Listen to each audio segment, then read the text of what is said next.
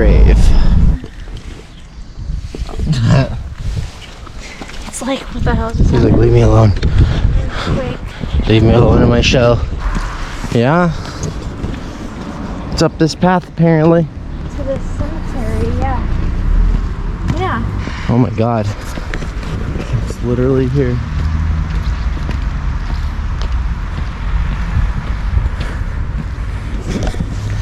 In a quaint little village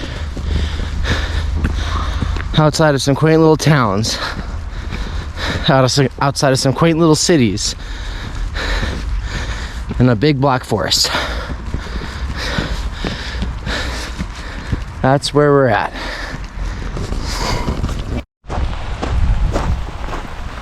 Been walking around for a while. Looks like Anne officially figured it out.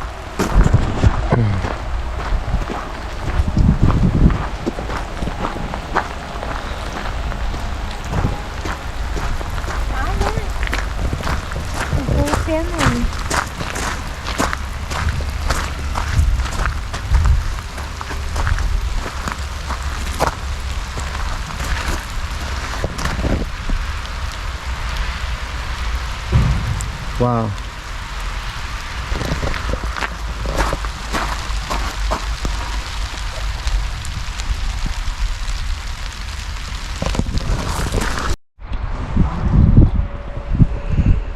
Okay. Well, where are we? We're here at Martin Heidegger's grave.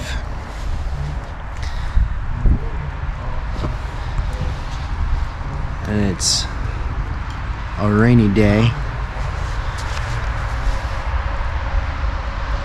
We spent the last hour sheltering underneath one of the awnings of the church. And there's a funeral service happening right now, which was the other reason we were kind of holding back after the rain cleared off. We still have been hesitating, wanting to let them finish their service, but I figure you can hear me. Mm-hmm. So this should work. Yeah. So welcome to the grave of Martin Heidegger, philosopher, German philosopher, born 1889, died 1976. Hope that comes through. It is so dark. I can edit that. Are we doing it? Yeah. Okay.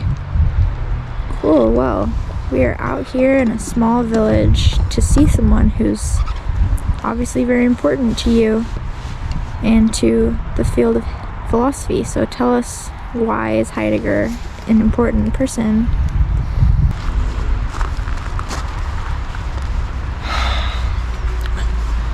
I mean, the next question is about why I care. So first I'll just talk about why he's important. Yeah. No philosopher that I know of, and definitely not that ever got to this level of influence, was as profoundly outside of modern philosophy.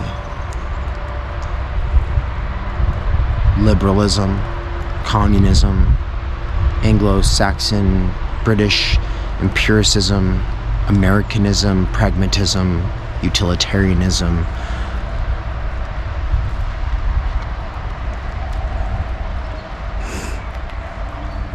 There are, of course, Heideggerians, people who study Heidegger their entire lives, because every time they go back to reading him, there's more and more and more there, because his work is incredibly dense and difficult, but rich in the way that all great texts are rich, in that every time you go back to them, there's always more that you will find.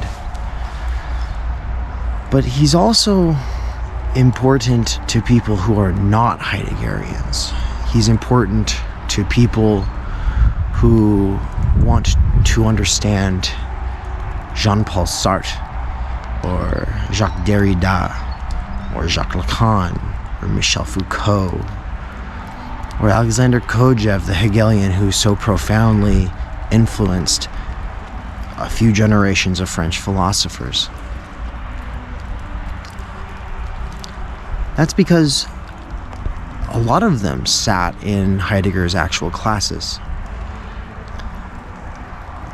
Someone we'll be seeing tomorrow, Edmund Husserl, the father of phenomenology, was the sort of mentor to Heidegger. So when Heidegger was an up-and-coming voice and mind in Germany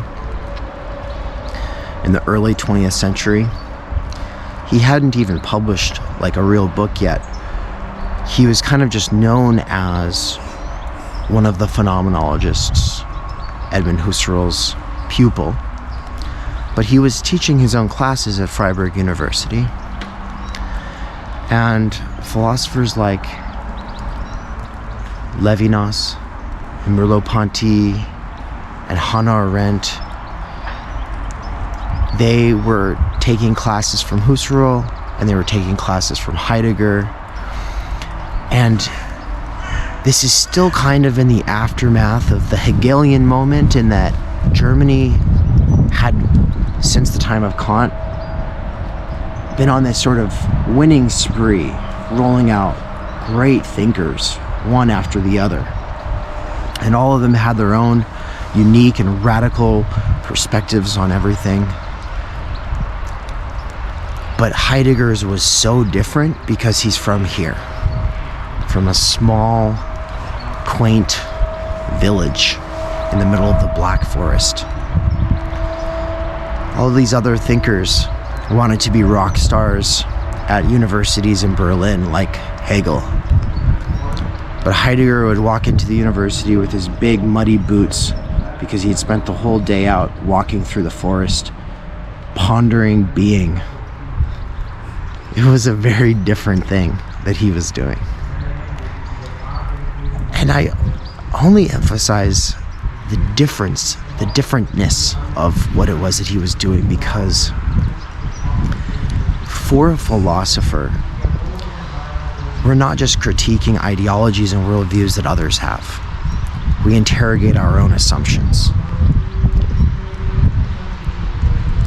Few philosophers have so profoundly impacted so many great minds as Heidegger, and I think that one of the reasons he did that was because he does a thoroughgoing critique of modernity, with everything that includes from liberalism to communism. But he doesn't do it by focusing on political philosophy. He does it by focusing on what he calls fundamental ontology, which is to say, going after the most elementary but fundamental aspects of what it is that makes us who we are.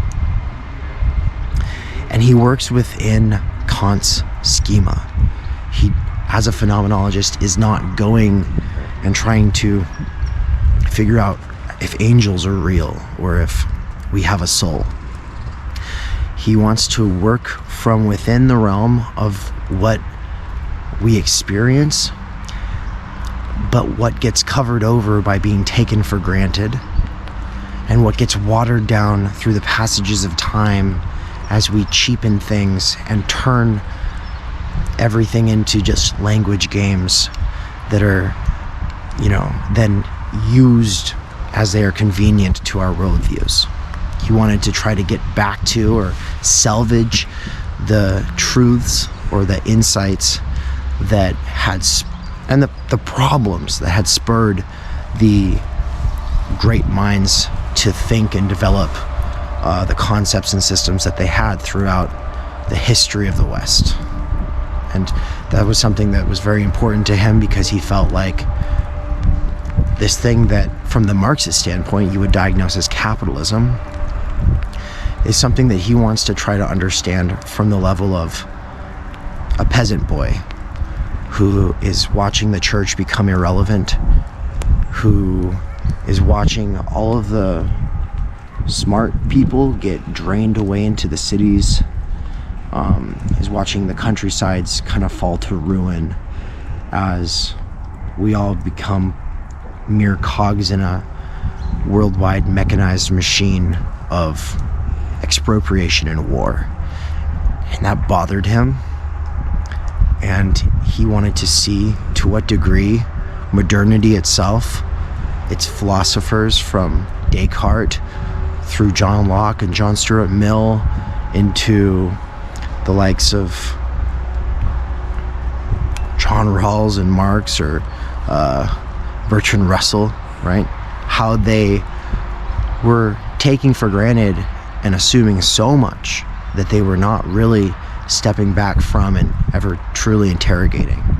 And so his effort to deconstruct is the basis from what Derrida later turns into deconstruction.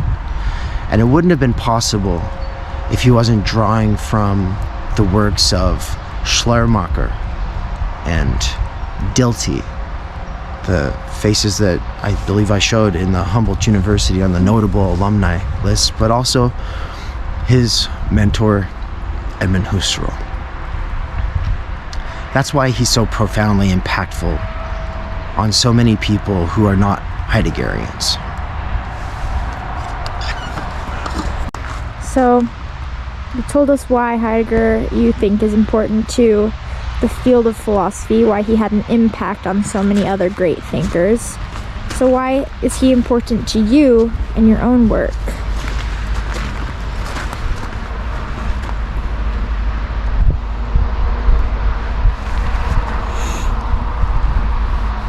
I'd never really connected with the religion of my family that I was being brought up with.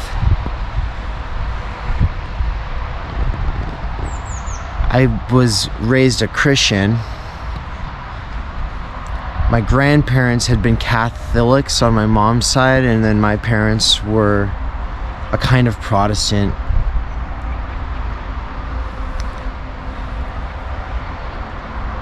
I just, it's one of those things where I believed, or I thought I believed, but I would pray, I would ask forgiveness, and I would try to, I believed in the worldview, and I took it literally even, but it just seemed empty.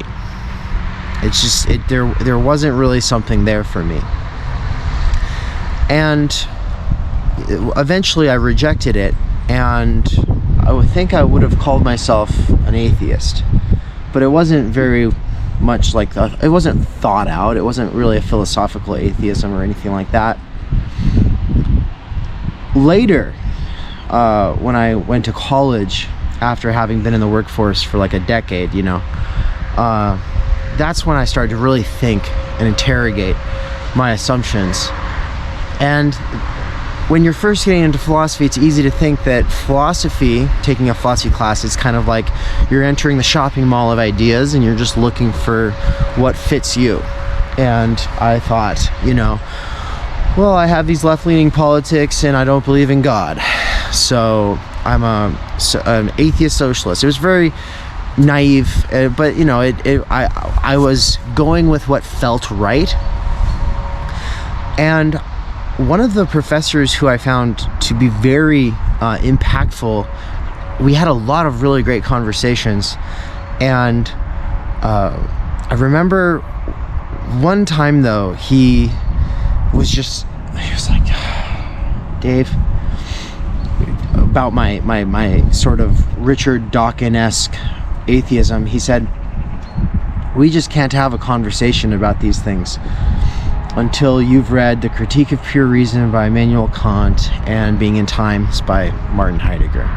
If you really are serious about wanting to think about these things and not just, talk about it, but you actually want to struggle with these ideas, you actually have to go to the greatest minds, and you actually have to spend time working through their ideas. And I thought, it's a cop-out when someone just tells you got to go read something. I wanted him to actually let's just kind of have a debate or whatever. But, he was insistent that I would just have to do the work myself. And I tried later that year to read Being in Time. And then I tried again a couple years later. And then finally, when I was going to Boise State, there was actually a special section, an honors class on Being in Time. And so I jumped at the opportunity because it had become this work, having tried and had my attempts frustrated. It had become this work that seemed like something I just really wanted to wrap my head around. If, whether I would agree with him or not, Heidegger or this professor who was saying I would need to actually read Heidegger, that's something else. But the professor is Bruce Spearman. I've interviewed him, and we interviewed him, and I love him. And he's not in any way anything like any Christians I'd ever met. He's sort of like a anarcho-socialist, Marxist, Kierkegaardian, Aristotelian, Platonist. Like, he's into all these different philosophers, but Heidegger is very important to him. And so I was always just kind of like, wow, what is the role of Heidegger in all of this? And I wanted to understand that. And that's kind of how I got into it. That really doesn't speak to why he's important to me now, though. The way that he's important to me now, though, is how he and Marx, in their own ways, inform how I think about time energy. Time energy theory is, in its own way, a critique of both Heidegger and Marx. It's a critique of Marx from the standpoint of Heidegger, and it's a critique of Heidegger from the standpoint of Marx. It's a critique of liberalism and modernity from the standpoint of a communist, and it's a critique of liberalism and modernity and communism from the standpoint of a peasant thinker who became a Nazi for a while. And that was obviously quite the controversial thing. Tomorrow we're going to go up to Heidegger's actual hut, where Marcuse went to knock on his door and ask him why he had never apologized for his involvement in the party. And we're doing all of this in the context of having just been to Auschwitz days ago. We were staying in Katowice, Poland, with our friend Mihala and Caroline, and now, Auschwitz was an hour away. We went and we spent a day there.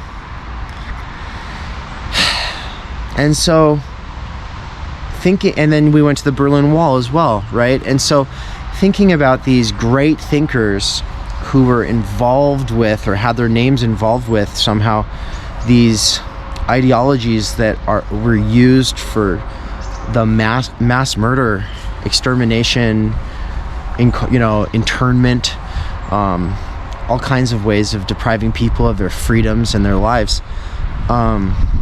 It's one of the important tasks for all of this.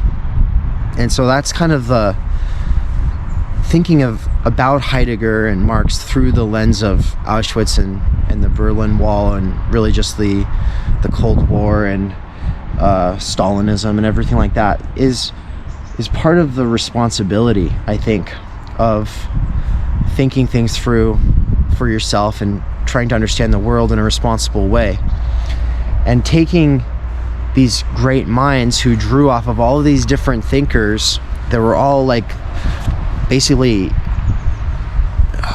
discovering entire fields on their own, and then bringing them into an attempt at a system so as to try to see the world in a more holistic way, not as a totality, but actually having some way of understanding the whole.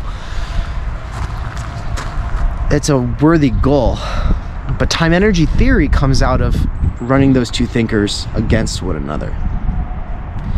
And when we get to Paris, Emmanuel Levinas would be probably my biggest third thinker, who is a critique of both Heidegger and Marx. And so understanding each of them on their own terms, not just taking secondary literature that tells me, oh, they said this, they said that, you shouldn't like them for these reasons. Or, some academic who's like, oh, that person's insufficiently realist, or that person's insufficiently materialist, or that person's insufficient, they're not Marxist enough, or they're not this enough, they're not that enough. I don't accept this academic treatment of great thinkers. I think that it is on us to, or at least on me, to give each of these thinkers who's had such an influence on history their own due, but then also like find out how I, at the end of the day, disagree with them, while at the same time seeing what's useful in what they were able to see, because each one of them has a fundamental and radical perspective on things that is a rupture in a sense. And so I think Heidegger does that. And I'll just say how, really quick. How he does that is through thinking the question of being.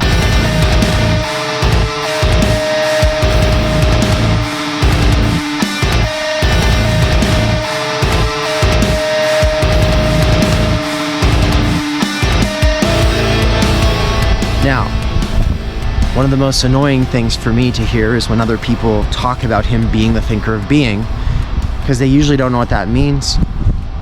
To be fair, it's very hard to read Heidegger. But if you can't really say anything about him, and you just, oh, he's the thinker of being, then maybe just don't bother. Don't talk about him. But what I hear on podcasts all the time, not that I listen to a lot, but people share with me a podcast, I always will check out what they have on Heidegger. And what I hear, whether it's sympathetic or not, is not something I recognize. What I see in Heidegger is that nobody has thought as hard about the way that humans are beings who have being, whose being is an issue for ourselves. To say that being is an issue for us is to say that birth and death are profoundly troubling things to us, and that how we choose to be, the decisions that we make and the actions that we take are all really big deals for us, in a way that it's not for a tree, that it's not for a horse, that it's not for any kind of a creature that just is what it is. We can lose ourselves and never win ourselves. That possibility of winning ourselves, of being ourselves, of living a meaningful life that isn't just a waste of time, that isn't just consuming and working our lives away, that is somehow deeper and connected into, I don't know, like some kind of a broader sense of purpose or something. Like that. None of that has any meaning to tables or trees or houses or any of those other things. All of these other things, all these other species are things that we've categorized. And it's okay to categorize them because they don't care. But as soon as we start categorizing ourselves in systems, trying to understand ourselves as species being, trying to reduce ourselves down to the kind of being that rocks have, or that trees have, or that any other animals have, there's a profound reduction, leveling, and conflation, or false equivocation occurring. Because we're the ones who did all the categorizing in the first place. We only do that categorizing because our being is an issue for us. And so when we just say, oh, well, we're just animals who have neurons firing, love is just chemicals. Bleh. Sorry. No. Those are lenses we use to understand beings, but we cannot reduce being into that. And we cannot reduce ourselves into that, because anything that we can understand scientifically or poetically is something that we understand or are trying to understand because it matters to us, or because we're making it matter to us. But we can't remove ourselves from the analysis and then act like we have some objective account of ourselves in a textbook. So I think we'll talk a lot more about some of the aspects of this as we move through some of the existentialists and phenomenologists in France, like Sartre and Levinas and Merleau-Ponty, and they all have their critiques of Heidegger and Husserl, but it's important to remember that they're all profoundly Hegelian and Heideggerian in their own way. Or you could say Nietzschean, in the sense that they're perspectivists. None of these thinkers ever just reject fully the core of any of these other thinkers' projects, because in working through these projects, there are so many things that a thinker shows you that you go, oh yeah, of course that's true. I've never really thought about it. And then now you have that awareness, and then you keep moving. And then later you disagree with them for this reason, or you disagree with the people who keep their name alive for this other reason. You know, you disagree with the disciples or the acolytes in academia for whatever reasons, because those people emphasize whatever aspects they emphasize. But we cannot just reject a thinker on the grounds of, oh, they thought this. We have to take them on their own terms, work through their thought, and in the process we will be changed in ways that we will then take for granted. And all of these great thinkers are taking the perspectives of others into account, and that informs their own new radical perspectives in their own unique ways. And so at the end of the day, as Hegel would say in the preface, this is not something that I can just summarize and hand to you and then you will download it and know it. It's something that is a process that has to be worked through. In the same way that someone can tell you whether a movie was good or bad, they can tell you some interpretation of it or whatever, but it's not the same thing as experiencing it yourself. That goes for everything. That goes for love. That goes for death. And that's the nature of existence itself, is that as the beings who make sense of existing is something that has to be experienced. And thought, as part of it, has to be done. And thinking is always in part reading and writing, then talking, in that order. As I've already said at Hegel's grave, and now I've said it at Heidegger's, because that's going to be one of the, I guess, continuing threads and guiding principles of this series. So. Cool. Give me a second. Ooh. Okay, so sounds like Heidegger is definitely a beast to tackle when thinking about reading his works. You had someone in your life just say, you just need to read this really hard text. So I'm going to put you in that position, and if someone was interested in taking on the challenge of reading some of Heidegger's work, what text do you think they should start with? As you know, I'm all about diving in the deep end, especially with this text. For me, it's always about being in time. Famously, it's an unfinished work. I said that he was already becoming renowned in Germany and France because of his lectures being so powerful before he even really had a book out. But they said, hey, you need to write a book to have this status at the university. And he said, okay. And so he basically threw his notes together that he had been working on for 10 years, but he did not complete the project. And to be fair, I think that he should have been given more time to work it out. Divisions 1 and 2 of being in time are enough, though. They're enough to get us on our way. They're enough to have profoundly impacted all of these other people who were studying in Germany at the time. Obviously, they're not complete. They don't have the last word on anything. And in a lot of cases, it's not something that can be taught like a doctrine. This is so important with Heidegger. But he actually says it in the lectures leading up to when he wrote Being in Time. He says, with phenomenology, it's always a process of working through something and looking at something. But once you've seen it, it can't just be passed on. You have to go and just continue. you continue looking and searching and thinking. It's never, oh, it's done now. And so when he says that he refuses to summarize and hand over a bunch of doctrines on Husserl for that exact same reason.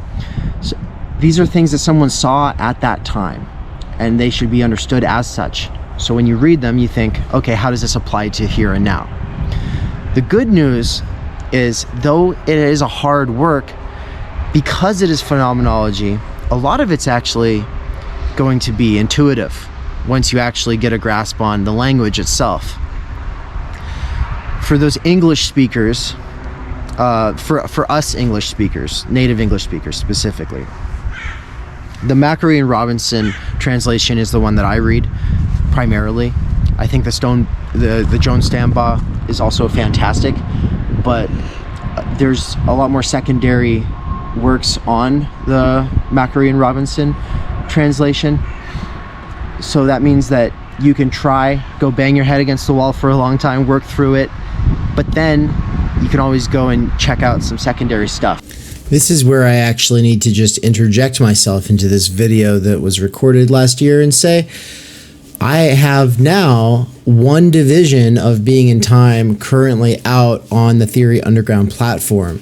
See, when this video was originally recorded, I was in the middle of first thinking through and really articulating and developing the platform itself. But now that it's here, a year later, I have taught Division 1 of Being in Time, and we are rapidly coming up on the start time of Division 2. So I will be teaching Division 2 beginning January 6th.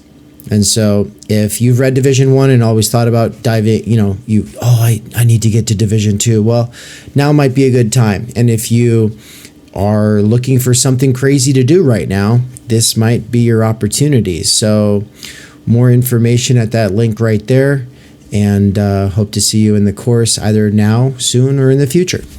I think that you should just try to read Being in Time, but I have 2 tips for that. First is do not try to look up everything on the first try.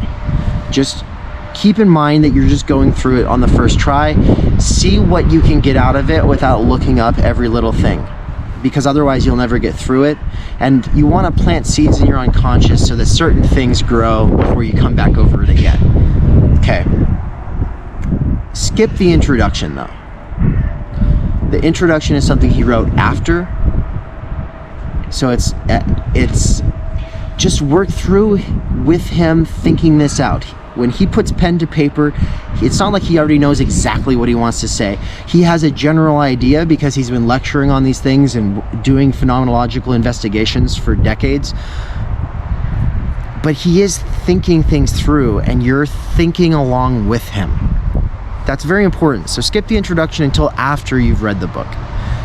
The other thing is, those lectures that led up to Being in Time exist, and we have access to them. They've already been translated into English, and they're so helpful. I wish I'd known about them when I was struggling with Being in Time, because what I would have done is try my hardest to read Being in Time, but when it frustrates me the most, turn to the lectures. He was such a good lecturer. He's so much clearer there. And the lectures for Being in Time that I think are most useful are in his History of the Concept of Time. So I would buy Being in Time, History of the Concept of Time, maybe Hubert Dreyfus's secondary text, but also you have his lectures, and go from there. Ideally though, you're gonna read, you're gonna write, and you're gonna want to talk about these things with someone. I hope to be leading an ongoing discussion group on Being in Time over the years to come. Hubert Dreyfus did it during his lifetime. Every year he worked through Being in Time with a new cohort of students. In the same way that David Harvey has done that every year with a new cohort reading Das Kapital by Karl Marx. We will do both, as well as others. So definitely find someone or others to read it with if you can. It really helps to try to work these thoughts out and articulate them with others And it really helps to see others trying to make sense of what they're working through. Because if it sounds wrong what they're saying, you have to think, well, why does it sound wrong? And then you have to go back to the text. And there's more weight, I guess, to the way that you're interpreting when you've been around others who are trying to do so as well. But go do it yourself. Don't stop at a video, that's for sure.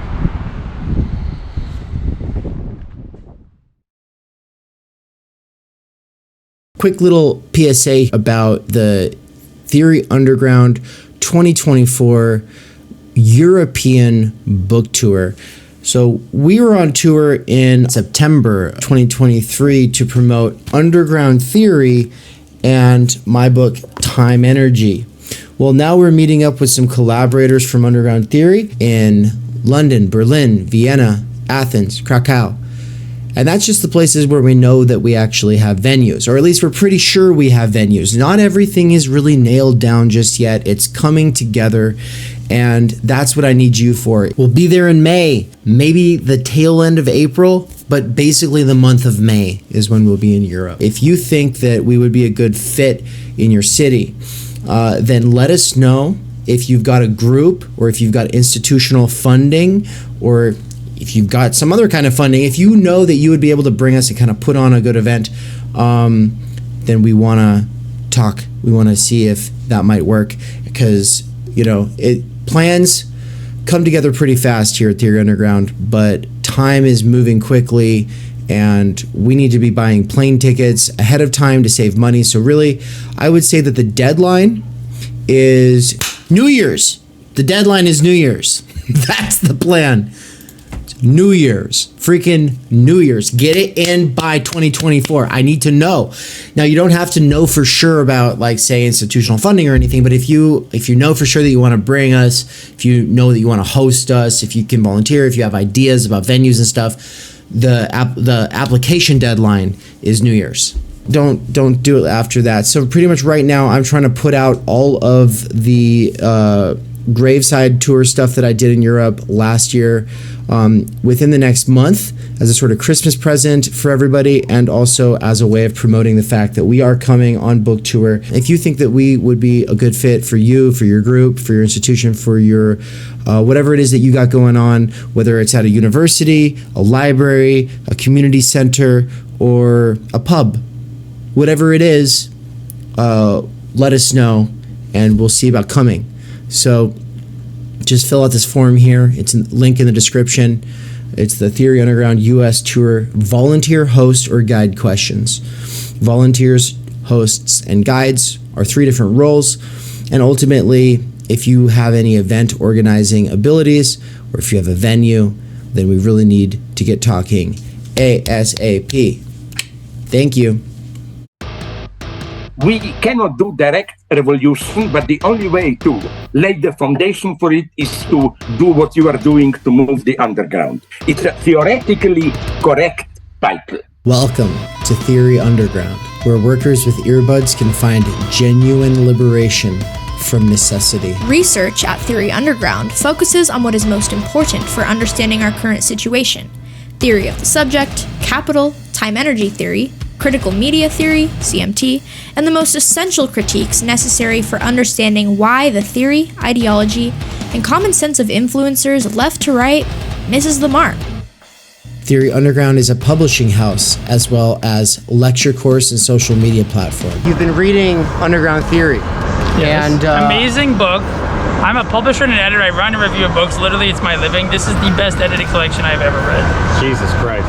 Seriously. This is a little experiment in what I, David McKerracher, can pull off without relying on the academy or the algorithmic dictates of the attention economy. I believe that I am, like so many others, pioneering a future in which educators can form learning webs that will make learning as a way of life enjoyable and emancipatory. However, before these tools become accessible, they have to be experimented with. That's why I built my own website and app using nothing more than my own saved wages 5 patrons, and some small classes of students over the last year. Of course, I also have had my wife Anne's moral support and help with accounting so that I don't get in trouble with the IRS or whatever. In less than a year, Theory Underground has already put out 8 courses, 2 books. One, my book, Timenergy, and the other, Underground Theory, which has over 30 contributors, including works written by students at Theory Underground, some of my fellow travelers, and colleagues in the broader universe of underground theory.